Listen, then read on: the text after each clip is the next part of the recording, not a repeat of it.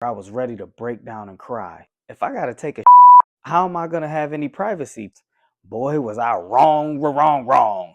Absolutely not. Not in the L. Bring some weed, I got a story to tell. From prison to prison, jail to jail, 2 years straight, nigga just survived off Mel, you know. My life, my life, my life, my life, my life. Ain't no justice, just us.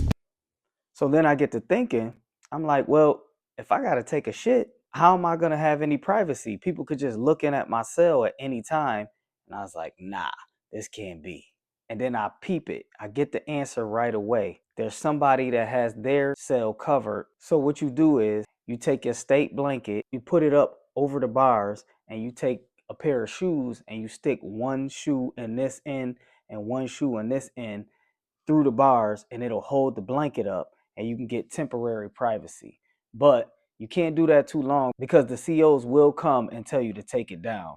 But if you let them know you're taking a shit, they'll allow it for a short period of time. I was relieved that I finally figured out how I was going to get some privacy when I was washing up or taking a So if you've been paying attention, you never hear me say I'm speaking to anyone throughout this process at this point.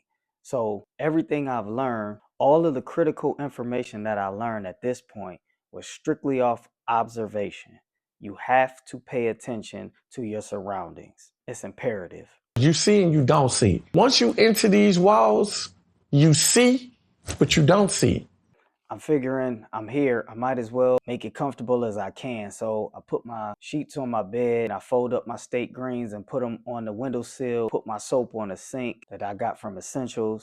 You know, the little things I can do. So now it's getting dark and I'm just sitting on my bed, bored out of my mind. I'm so bored. I start thinking of things that you would never think of on a normal day-to-day basis because we have so many other things to draw our attention or distract us. But at this point, there's nothing there. I'm in a cell by myself.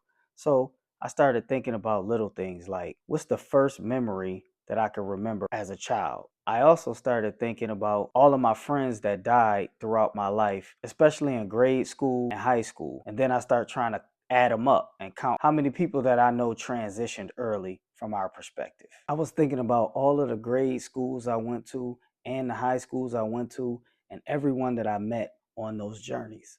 I also started thinking about from ages 21 to 23, I rededicated my life to God.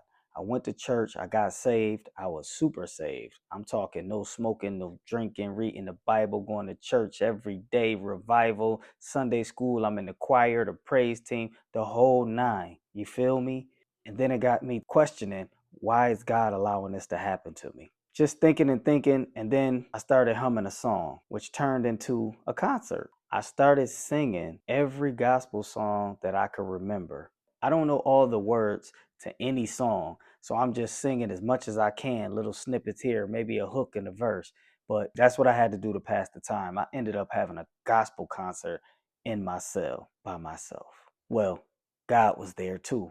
I mean, I'm going back to my childhood, the records that my mother used to play when I was a child, all the way up to that time period from 21 to 23, all of the songs I sang in the choir with the praise team, my favorite groups and solo artists. Singing all those songs was very nostalgic, and it also really touched my soul. It had me to the point where I was ready to break down and cry. And even though no one could see me and I could muffle the sound where no one could hear me, I just couldn't allow myself to break down and cry. I literally just started praising God through my circumstance. And then, no lie, no cap, literally, I heard the voice of the Most High say, You may be in prison right now, don't worry about it all. And at that point, I had no choice but just to trust and believe that everything was going to be all right, that I was spiritually connected and divinely protected. Right after that, the COs yell count. The count protocol is each inmate has to go to the bars so the COs can come around and count each inmate. Right after that, I knew it was going to be lights out. So I'm thinking I had a long day because I'm so worn out. I'm so tired. And I was ready to get some rest. When it was lights out, that it was going to be quiet. Boy, was I wrong. Absolutely not. Not in the L.